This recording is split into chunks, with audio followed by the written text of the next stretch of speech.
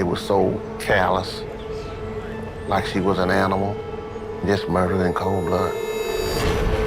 A brutal killing. We were all floored.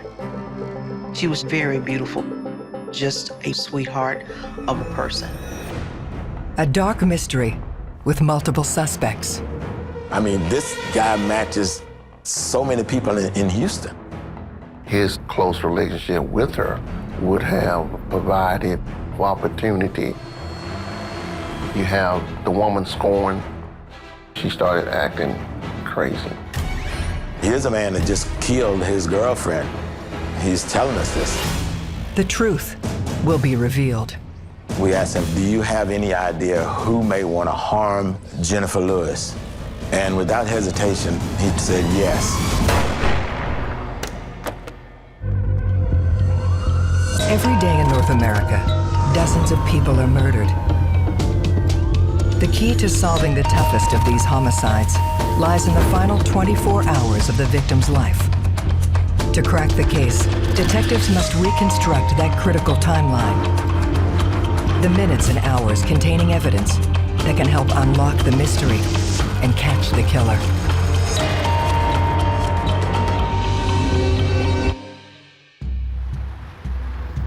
Houston, Texas. The southern metropolis. Home to 2.3 million. Houston is a fine city. I love it. Lots of good people here. But it's one of the largest cities in the United States. And so you're gonna find, crime. There is no community that I'm aware of that all good people are in. It just doesn't happen. And some of these cases are really horrifying. Even for experienced detectives, some murders stand out. We had a young female walking along with a friend from a parking lot to the front door of Houston Community College for Health Professions. And all of a sudden, she is shot in the back. The victim is 27-year-old nursing student Jennifer Lewis. By the time homicide investigators got there, Miss Lewis had been transported to the hospital. She was dead on arrival. Homicide investigator Clarence Douglas begins the search for her killer. Jennifer's case was one of those horrible cases. Why would someone want to shoot this young woman that's going to a nursing school to be an RN? We were 6 weeks from graduation.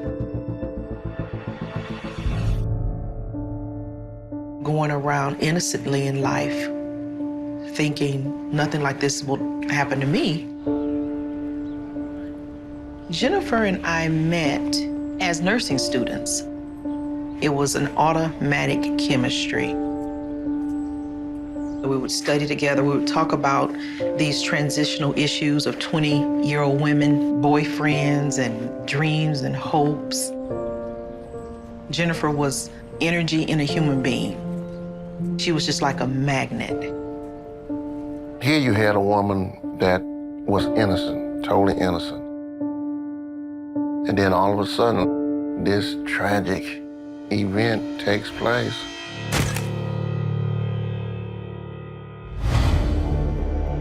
Investigators begin the task of tracing the last 24 hours of Jennifer's young life, starting with the shooting itself.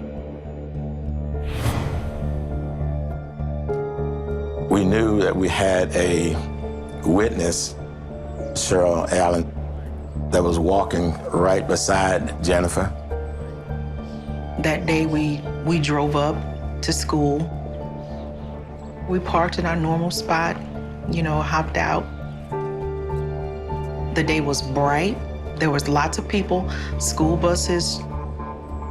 We had our arms intertwined, and we both heard this loud blast.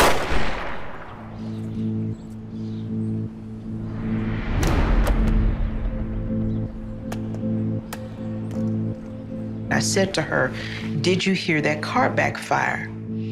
There was seconds of a pause, and she says, "No, I've been shot." And when she said that, her body immediately got limp, very heavy, and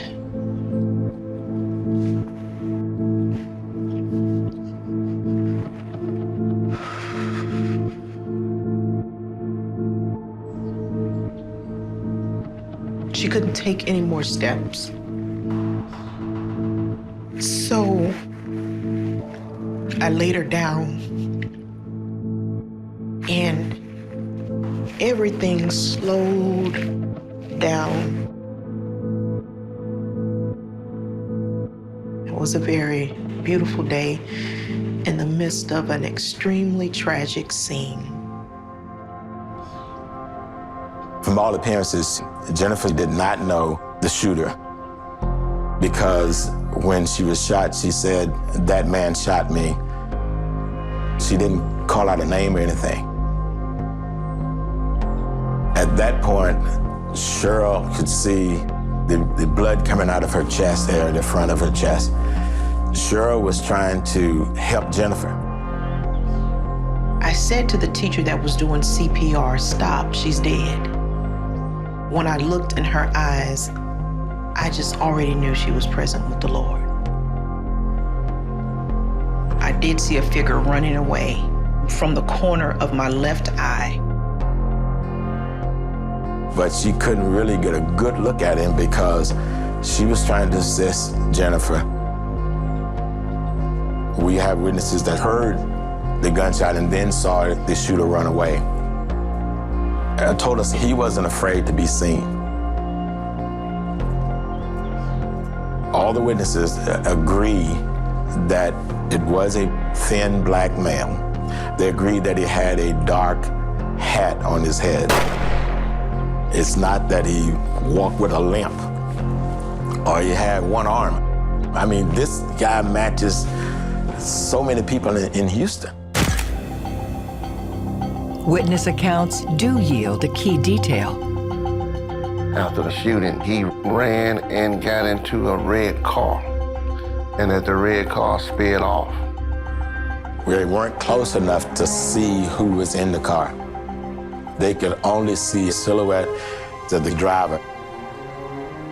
At this point, everybody's a suspect. Everybody. Detective Douglas turns his attention to the crime scene. Containing the crime scene is very difficult because the containment starts when the first officer arrives on the scene. Things that happened prior to his arrival, we can't control that. Things like the nurses, instructors that came out to give Jennifer CPR and tried to keep her breathing. When a crime scene has been altered, either because of resuscitative efforts or because she was shot while she was in this crowd, it makes the crime scene workup much more challenging. One of the things that you look for at a shooting scene is firearms evidence. We didn't find any spent shell at the scene. So we believed that it would be a revolver, not a semi-automatic weapon. But also, there was no bullet. It went from her back through her chest. It came out right below the neckline here. You couldn't find the bullet because there was so much going on at the scene. But from the size of the exit wound and the travel of the bullet from the back to front, the estimate was that it was a .38 caliber handgun. Homicide investigators found her cell phone. She was carrying a lunch with her, and that was found there. When you don't have direct evidence to connect to a suspect, it can be very challenging for homicide investigators to develop leads because it is a real whodunit. There is one conclusion they can draw. There was no confrontation at all with the shooter. No words spoken. The person with Jennifer was not harmed. This was a hit on Jennifer alone. Somebody hated her. So we had the challenge of finding out who that hater was. To try to solve a case like that in a huge city the size of Houston, we knew it was going to be difficult. So you got to go figure out who does she associate with, who is her friends, who is her enemies. Cheryl gives detectives insight into Jennifer's timeline. Every day, I would pick her up before school started. School started in the afternoon, something like 5, and her home was in the direction of the school, so it was nothing for me to go by there. That day, she needed me to drop her boyfriend off at home. Melvin Reed was an associate minister at a church in Houston. And he had a good job as a postal worker. He met Miss Jennifer Lewis at church, and things took off from there. She was going to marry Mr. Reed. Cheryl told us that she picked Jennifer and Melvin up, and they drove Melvin to his apartment. Then Cheryl drove her straight to the parking lot of the school. So he's on the timeline, very close on the timeline, and he would know her daily routine. He knew how she traveled, and he knew that she would be going to school on certain days and at certain hours. It's often standard to investigate the spouse or partner of a victim for a number of reasons. Primarily is because that person may be the one responsible for the murder. They may have hired someone to commit the murder, and police have to pursue that. They have to go down that avenue and see if that person has any sort of direct or indirect involvement in the crime. Detectives discover Melvin recently filed a police report that his gun has gone missing. It was suspicious. It could be, you're dealing also with human emotions. So they needed to take a closer look at his relationship with her.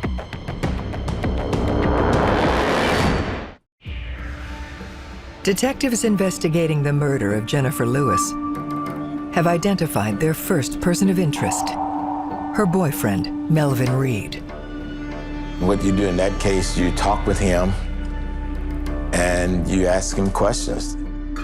Did you have anything to do with her getting shot? She just left your place. Have you had any arguments with her? Police asked Melvin for his account of what happened in the hours before the murder. You said they read the Bible. Jennifer got ready for school. Cheryl picked them up. And they drove Melvin to his apartment. Jennifer waited for Melvin to run upstairs and get his cell phone and bring it back to her. They embraced one another, kissed. Cheryl and Jennifer drove off. Melvin denies any knowledge of a red getaway vehicle and says he had no means of getting to campus. Either he didn't have a car or his car was in the shop being repaired. He said that when the shooting happened, he had just been dropped off, and he received a call from a relative of Jennifer telling him that Jennifer had been shot. There was very, very few cell phones at that time. So they called him at his landline, and he was home. Police need to determine if Melvin had enough time to commit the murder. Melvin's house back to campus was maybe 10 minutes. We didn't think that he could follow them, shoot Jennifer, and run back to the house that quickly. And the gun that he had didn't really match. It's a .380 semi-automatic, not a revolver. Melvin was upset. He couldn't believe that this had happened to Jennifer. There was really no reason at that point to think that Melvin was actually involved.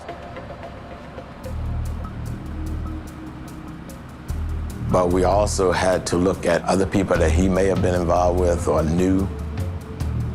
When we asked him the question, do you have any idea who may want to harm Jennifer Lewis? Without hesitation, Melvin said yes. My ex-girlfriend, Sheila Dillard. She and I have a son together, but we've been separated for about a year.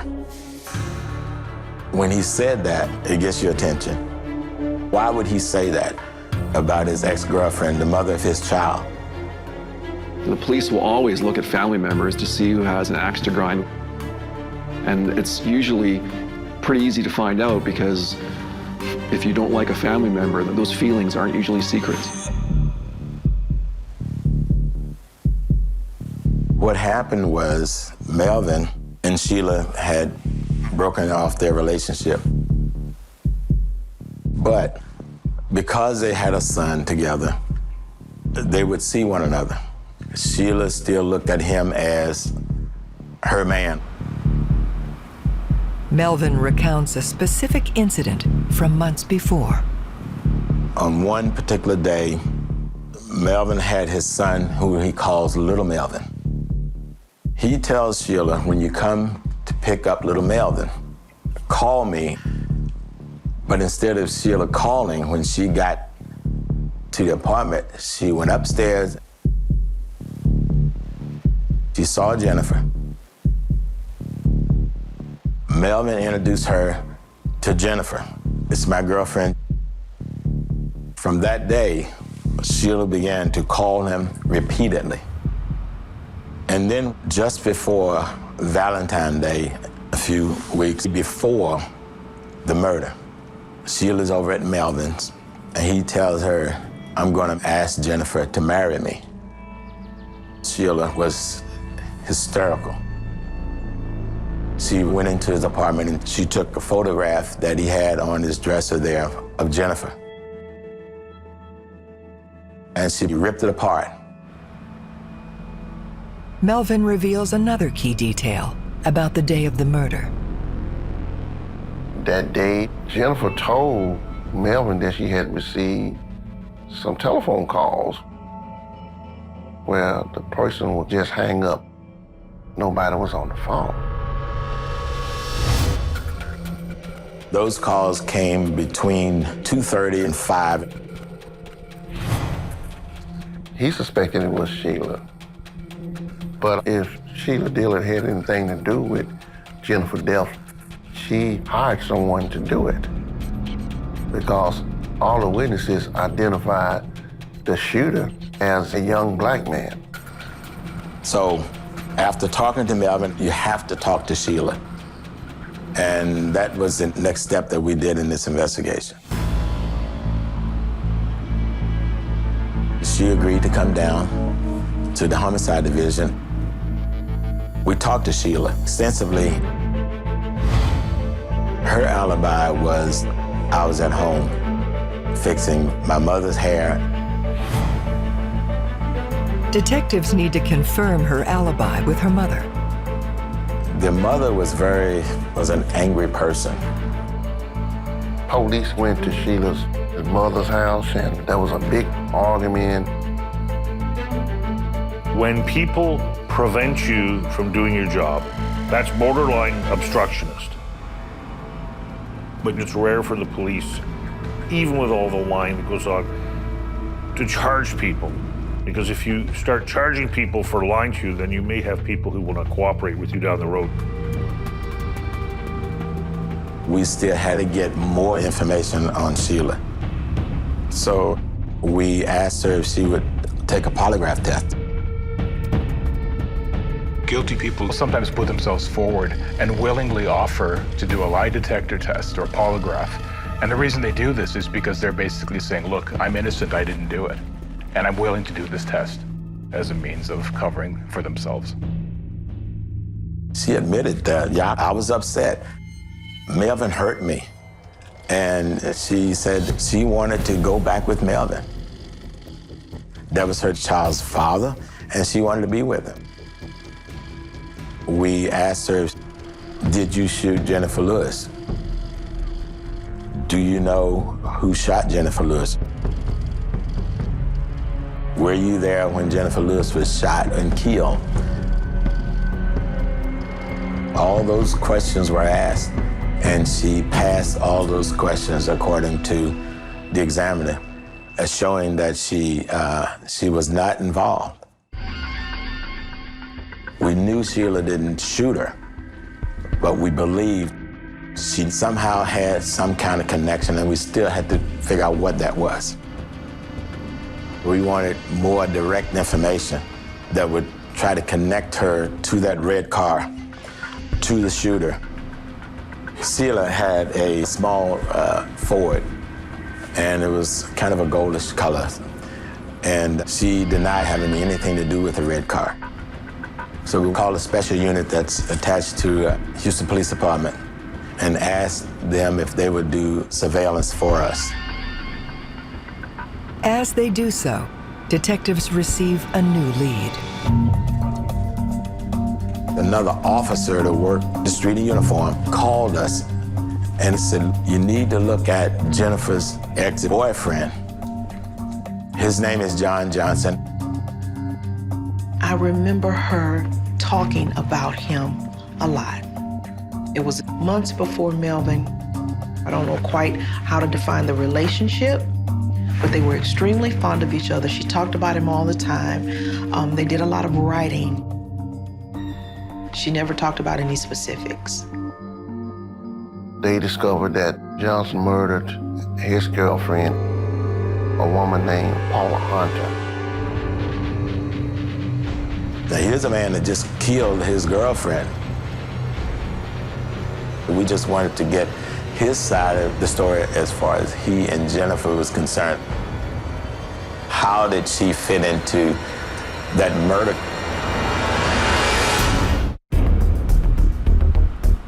Detectives follow up on Jennifer Lewis's ex-boyfriend, currently in jail for murder.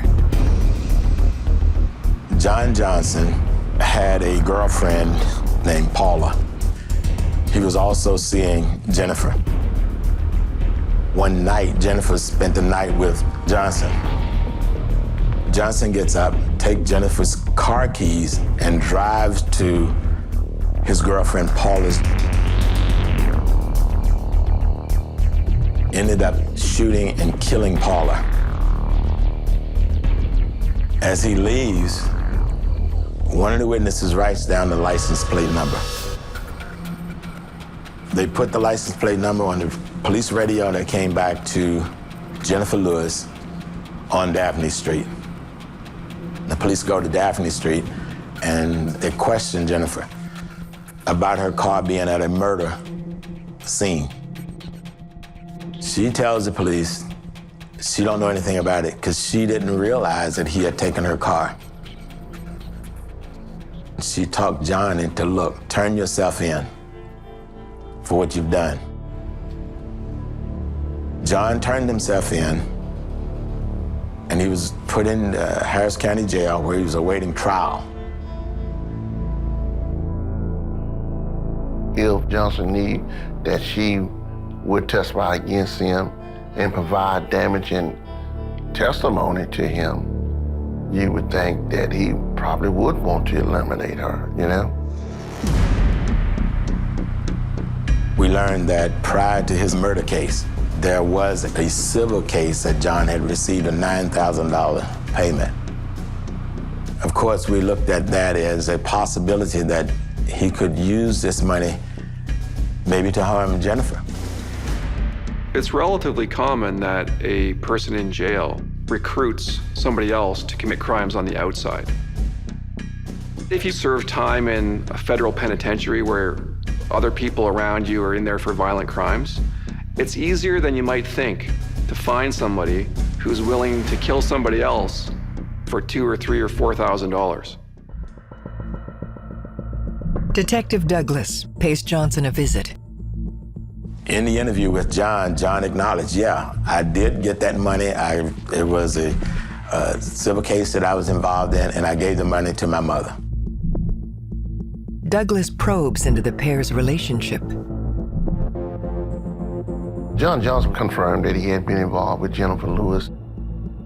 She would visit him every Tuesday and Friday. They also wrote letters back and forth. Now, here's a man that just killed his girlfriend. He's telling us this. I would never harm Jennifer. Jennifer was special.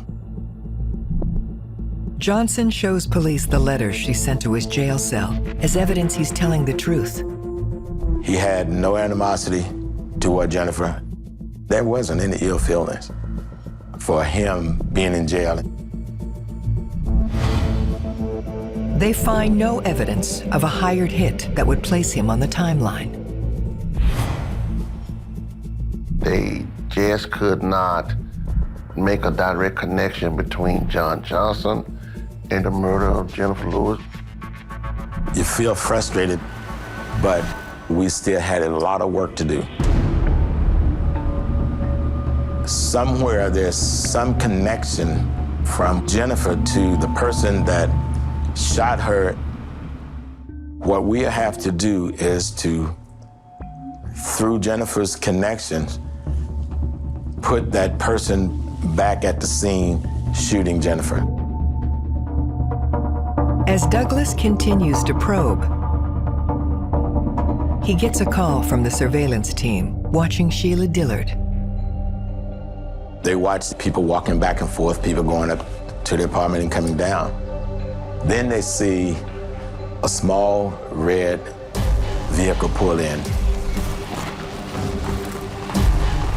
They see the vehicle pick up 3 females. Take those females to a parking lot of a store. Sheila gets out of the car. The driver looks like a thin black male wearing a cap. They knew that a red car was involved. Now they could connect the red car to Sheila Dillard. Police surveillance has identified the potential getaway vehicle seen on the day of Jennifer's murder. They got a license plate number. And that license plate number registered to a Broderick Franklin. We ran Broderick through the national database. We found the location of where he lived with his mother. She said he doesn't live here anymore. I don't know where he is, but when he calls me, I'll tell him that you all want to talk to him. Wasn't long that Broderick did call us. Said, I heard you're looking for me, something about some murder or something, I don't know nothing about it. Well, we asked him if he'd come down and talk with us. Eventually he did come down. And he said, I don't know a Sheila. So, well, you dropped her off at her apartment on this day, at this time. You showed him a picture, I don't know her. Well, you picked up 3 females. Oh yeah, I remember that. I took them around the corner. But I don't know Sheila, and I don't know nothing about no murder. Broderick says he was nowhere near Jennifer's college on the afternoon of the shooting. So we asked him if you'd take a polygraph. Because your car, we believe that car was involved in the murder. He said, sure, I'd take a polygraph. He takes a polygraph, he passes. We said, okay, well, look, we need to examine your car. Would you allow us to do that? He said, well, that's gonna be a problem. Well, why is that a problem? Well, the car was burned up. What do you mean it was burned up? Oh, on May 8th, The car caught a fire down on Main. It burned up. We followed that lead. We went to a junkyard where the car was taken to, only to find out the car had been cut up into pieces. We couldn't examine the car to see if it would lead us back to the murder itself. They had nothing to go on at this point. I mean, they had no evidence to tie him to the scene. So they was back to square one. So what do? You continue to work, you continue to look at your case. You cannot harass the suspects, you can't harass the witnesses. So you have to wait. The months after Jennifer's murder, you're not the same. Nothing's the same. I would stop by from time to time to see her family. My father would call the police station just as much as her father would, wanting to know what happened, because we all did not know why, who. Was it random? So you have all of these questions. I remember being angry. How this could have happened, not a clue. And I just can remember being really so naive, not to think that that type of evil would cross your path. These cases are not easy. When you get working in homicide, you know right away that your responsibility is first to the victim and to the victim's family and to the rest of the community. The families always want clarity. I felt frustrated, but I never lost faith. You just have to do your job and try not to leave any stone unturned. 13 months after the murder of Jennifer Lewis, investigator Douglas receives an unusual call. Patrick Curry was a jail inmate at Harris County Jail. He talked to a deputy, told him that he had information regarding the girl that got killed about a year ago at the school. And he wanted to talk to the homicide detectives. You have to be suspicious, but you have to also interview that person and find out what it is they want to tell you. A jailhouse informant is the lowest of the low. You cannot trust a single word they say unless it can be corroborated by external pieces of evidence. The simple reason is, if you're in jail, you'll do whatever you can to get out of there earlier. He was, very calm. He said that a couple of days or a day after the girl got shot, he said Sheila came to their house. And Sheila tells her friend, Samara, come here, I want to talk to you. They went into the bedroom. He said he listened at the door. He and Sheila Dillon and his friend talking about the death of Jennifer Lewis. Patrick Curry said you need to talk to his friend, Samara Dobbins. He believed that she knew what was going on, she knew what had happened. That was really like a bell going off. Wait a minute. Samara is a young lady that I knew from working in uniform. Douglas's knowledge stems from Samara's long history of drug abuse. A homicide investigator went to visit Samara at the rehab facility.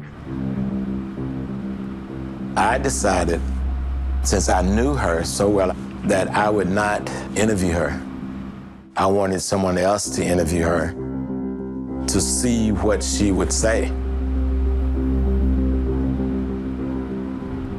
What you're looking for in that interview is something that Samara can tell us about the murder that we don't know, that has not been on the television, that has not been printed in the news media, that has not been on the radio. We learned that Samara had been staying with Sheila for a while. She said that the day that Jennifer was killed, she was watching little Melvin. She said Sheila left in the morning, driving her car.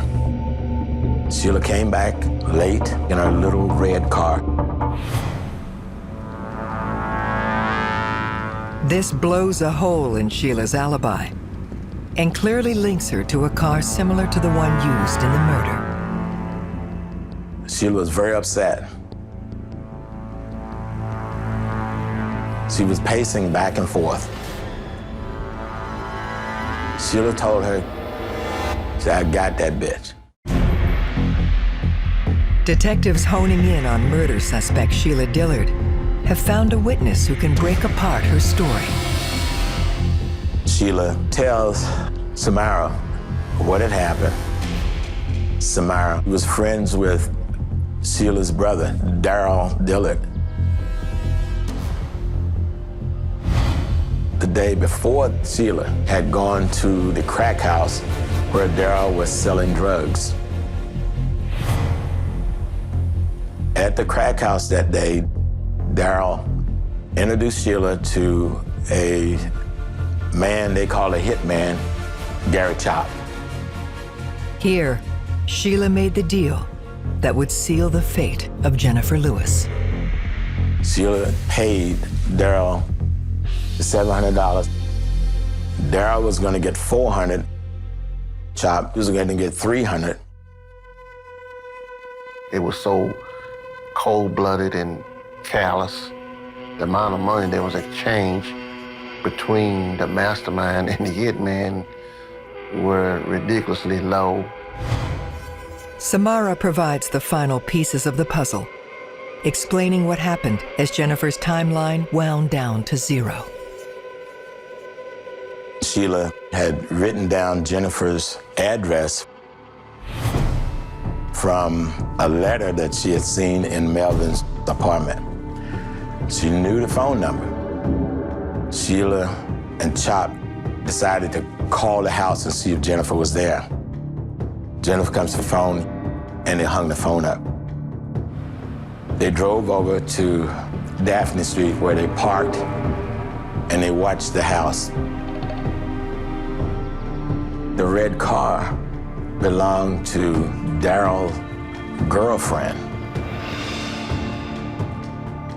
Cheryl shows up, Jennifer and Melvin gets in the car, and they drives off. So they followed Jennifer to Melvin's apartment. And they watched Melvin get out of the back seat. Jennifer and Melvin hugged each other and kissed. Jennifer gets back into the car. They drive off to the school. So they follow them. She said that she told Chop, "There she go, can you get her?" So Chop said, "Yeah, I can get her." Chop got out and he walked in the parking lot. He shot him.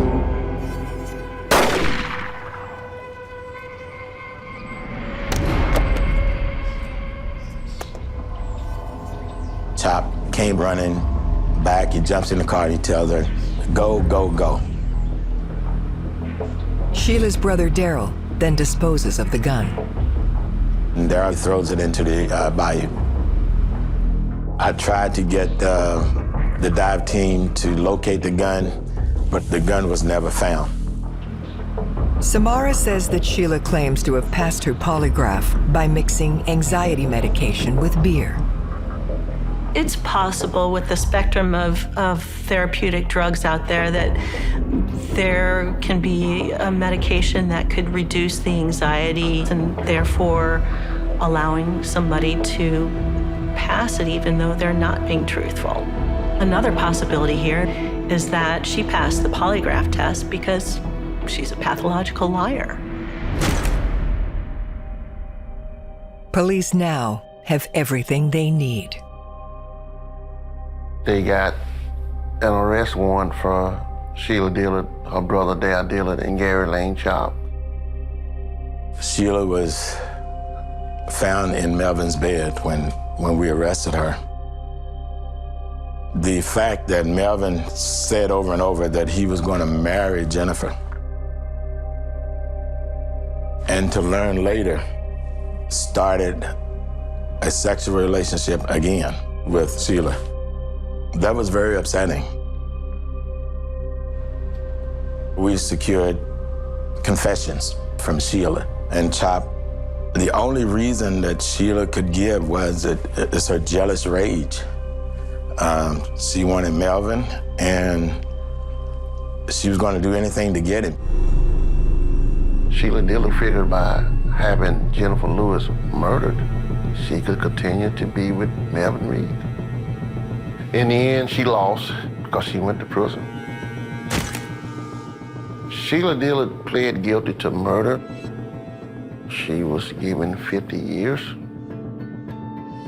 Gary Lane Chop pled for life in prison.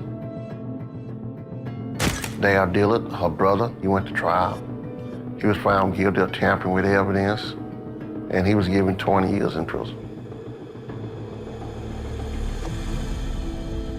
Jennifer, her life was so precious and ended, all because a woman could not accept the fact that her lover had decided to move on.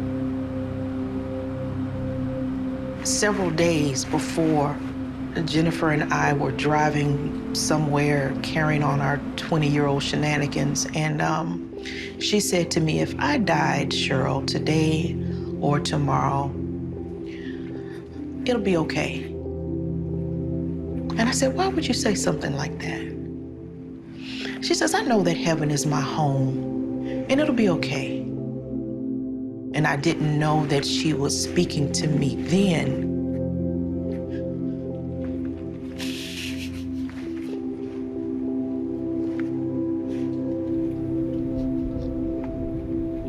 About today.